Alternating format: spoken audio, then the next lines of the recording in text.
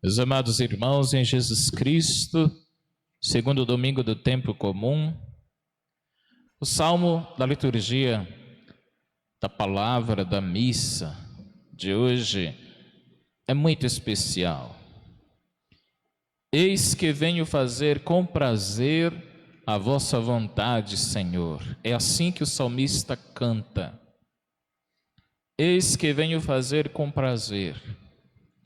É muito interessante esta observação, porque abre um precedente para que hajam pessoas que façam sem prazer.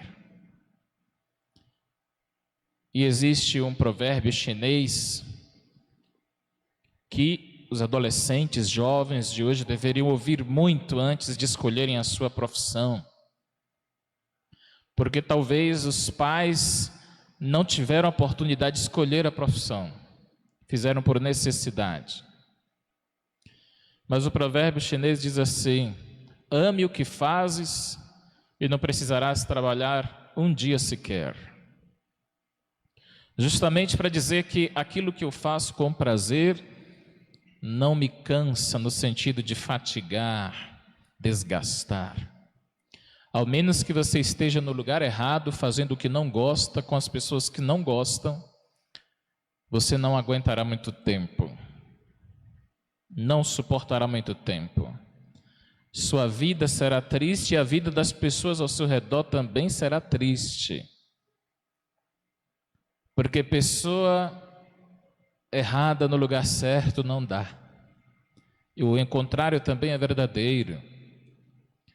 Por isso, encontrar prazer no que nós fazemos, alegria, é isso que o salmista de hoje está cantando ao Senhor. Eis que eu venho com prazer fazer a tua vontade. Eu não estou aqui por mera obrigação. Eu não estou aqui só por uma convenção social, por uma conveniência. Eu estou aqui com prazer. E dá para a gente perceber, meus queridos, quando a gente faz uma coisa com prazer e sem prazer. Até o café sai diferente, não é verdade? Até o bolo não dá liga de jeito nenhum quando você não está bem. Eis que venho fazer com prazer. A cada vez que eu venho à Santa Missa, a cada vez que eu me preparo para vir à igreja, eu sempre devo estar pensando neste salmo. Será que eu estou fazendo com prazer? Porque se eu o tiver, por maiores que sejam as barreiras, elas ficarão pequenas diante do imenso prazer que eu sinto em ir à casa do Senhor. O salmista que canta este salmo certamente encontrou muitas barreiras, mas mesmo assim, não obstante as dificuldades, ele diz: eu encontro prazer em servir o meu Deus. Quando a gente encontra prazer, todo esforço vale a pena, toda dificuldade vale a pena. Quer ver o exemplo mais natural? A educação dos seus filhos. Quantas vezes você precisou acordar de noite para cuidar do seu filho? E quanto investimento, suor você fez para pô-los na escola, na faculdade, para ele se formar, ela se formar, e você faria tudo isso de novo, com prazer, para ver a felicidade dos seus filhos. Quando é com prazer, nós podemos até cansar, porque somos humanos, mas o prazer ele continua, a alegria continua. Eu fico imaginando Jesus carregando aquela cruz pelas ruas estreitinhas de Jerusalém, caiu 1, 2, 3 vezes, chicotada nas costas, flagelação, humilhação pública. Ele com certeza tinha esse salmo na mente dele, que dizia: Senhor, eu estou aqui com prazer pelos que eu amo, pelos que eu amo eu faço com prazer. Isso lhe dá foco, determinação, força de vontade, resiliência, superação naquilo que você faz. Prazer. Se não o encontra naquilo que você está fazendo, você vai precisar encontrar a saída. E quem ensina não sabe, é você quem tem que encontrá-la. Por isso mesmo, eis que venho com prazer fazer a vossa vontade, Senhor. E aqui, meus queridos, adentramos no Evangelho de hoje para, mais uma vez, admirarmos a pessoa de São João Batista. O que ele disse: 2 discípulos seus, eram discípulos de João, estavam seguindo a João, e João disse: olha, ele é o Cordeiro. Os que eram deles, os que eram seus admiradores, foram para Jesus. Para João, não era questão de competir com Jesus. Para João, não era questão de quem brilhava mais, de quem aparecia mais. Para João, a verdade é que tinha que se sobressair, a verdade era Jesus. Então João falou: eu faço questão que vocês deixem de me seguir, porque eu não vou salvar vocês, eu não tenho poder para salvar vocês. Sigam quem pode vos salvar.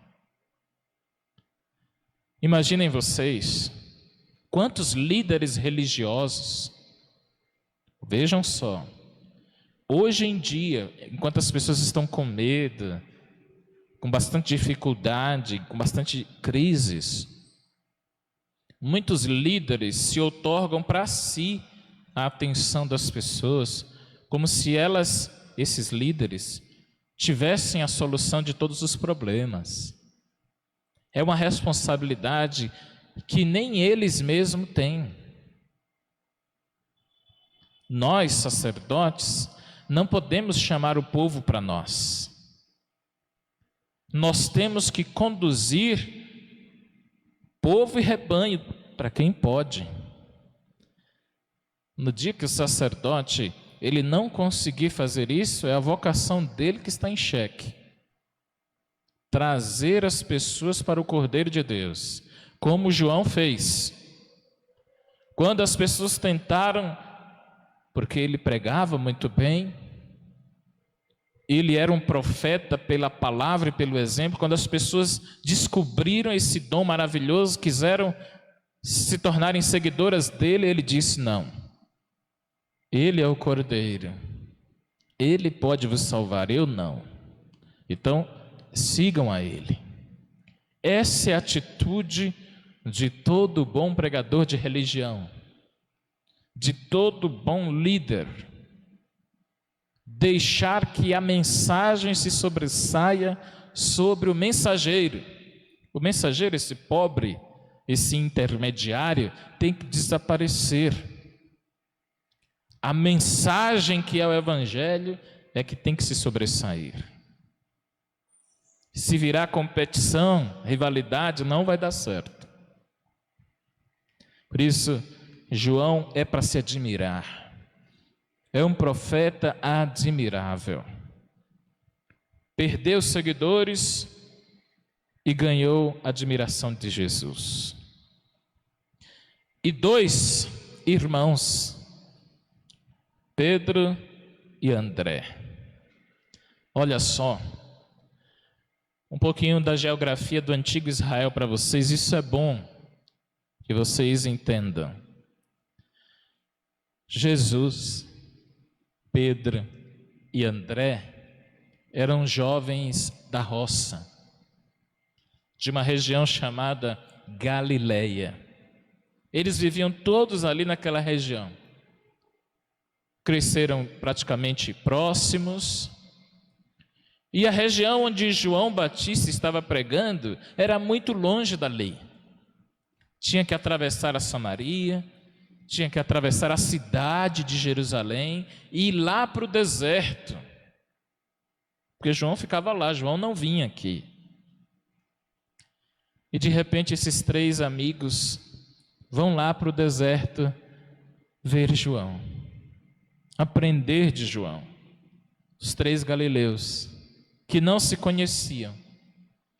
E de repente, através de João, Pedro e André se tornam discípulos de Jesus. Que um irmão chamou o outro. Não é bonito isso, não é? Um irmão falar de Deus para o outro irmão. Uma irmã falar de Deus para outra irmã dentro de casa. Experiência de família. André foi chamado primeiro do que Pedro e disse assim: olha, vamos lá, meu irmão.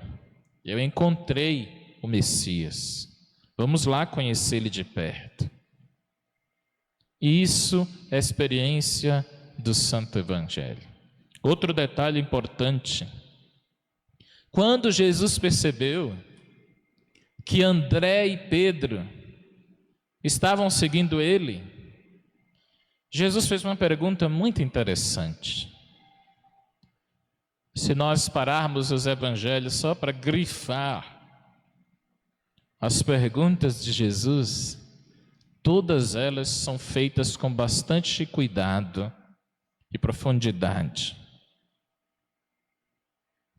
Nós poderíamos fazer um belo retiro espiritual só com as perguntas de Jesus.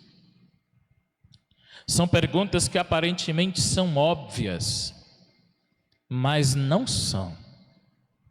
São perguntas que arrancam dos seus interlocutores respostas profundas que nem eles mesmos estavam pensando. Quando Jesus percebeu que Pedro e André o estavam seguindo, Jesus se voltou e perguntou para eles 2: o que vocês estão procurando? Que pergunta forte. Porque era como se Jesus dissesse: vocês estão atrás de quê? Querem fama? Querem sucesso? Querem aparecer à custa dos outros? O que vocês querem mesmo da vida? Certamente Jesus sabia que Pedro era mais velho, André, família de pescadores, todo mundo ali da zona rural, todo mundo se conhecia mais ou menos. E Jesus disse: agora que nós estamos maduros, o que vocês estão procurando da vida? Qual é a vocação de vocês? Eles devem ter ficado muito embaraçados. E eles responderam: Rabi. E aqui outra observação importante. O evangelista traduz a palavra Rabi por quê? Porque Rabi era como se fosse um dialeto da roça. Não era a língua oficial hebraica. Rabi era um termo que só usava quem morava ali naquela região da Galileia, quem era mais pobre, quem era mais simples, quem era culto, ou falava o grego, quiçá o latim ou o hebraico. Mas lembra daquele nosso mineirês, ou então o R do interior paulista? No caso de Jesus é o aramaico. Aramaico. É um dialeto rural, uma espécie de dialeto do hebraico. É assim que ele se chama. É assim que Jesus é cumprimentado por seus amigos da roça. Pedro e André: Rabi, onde moras? E Jesus, ao invés de dar o endereço da casa, ali perto da casa de Dona Francisca, na roça não tem endereço, né? A gente tem referências. Jesus faz um convite para eles: venham ver. Eles foram, fizeram experiência com Jesus, e por causa dessa experiência com Jesus, Pedro foi chamado de Cefas, pedra, principal apóstolo do grupo dos 12. Resumo da ópera, para se dizer assim: o encontro E a experiência que eles fizeram não foi só de palavras.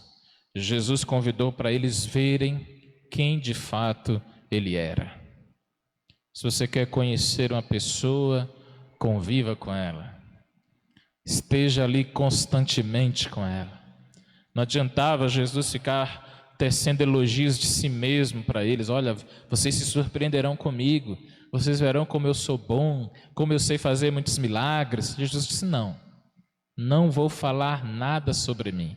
Vocês venham, vejam e tirem suas conclusões. Pode ser que não seja nada disso que vocês queiram, mas pode ser que sim. Ah, padre, eu pensei que lá na igreja católica tinha aquilo que eu vejo na televisão, expulsão de demônio, shows, bancada, gente vestida de todo jeito. Eu só gosto quando é assim. Paciência. Tem 2000 anos que a igreja e a sua liturgia é assim. Vinde e vede. Se não gostares, o mundo tem suas ofertas. Quando Jesus convidou André e Pedro, foi nesse sentido. Venham e vejam. Aí vocês vão tirar as suas conclusões. Eles vieram, viram, conheceram nosso Senhor de perto e nunca mais o abandonaram. Jesus correu muito risco, muitos riscos, e perdeu muitas pessoas. Lembram da passagem do jovem rico? Sim ou não? Jesus chamou ele, ele não quis. Teve gente que não quis, como até hoje tem gente que não quer. O jovem foi embora e Jesus não foi atrás. Deixou ele ir. Deixou ele partir. No caso de André e Pedro, grudaram em Jesus, ficaram com nosso Senhor. Que esse segundo domingo do tempo comum nos ensine a ficarmos perto de Jesus e descobrirmos onde Ele mora. Foi a pergunta que eles fizeram, né? Onde moras? Foi até tema de campanha de fraternidade, não foi? Mestre, onde moras? Quando a gente descobre onde Ele mora, a casa dele, a gente gosta de ficar. A gente sente prazer de ficar. É só saber aonde Ele mora. Quem já descobriu onde Jesus mora? Quem descobrir, permanece com Ele, continua com Ele, como fez André e Pedro. Louvado seja nosso Senhor Jesus Cristo.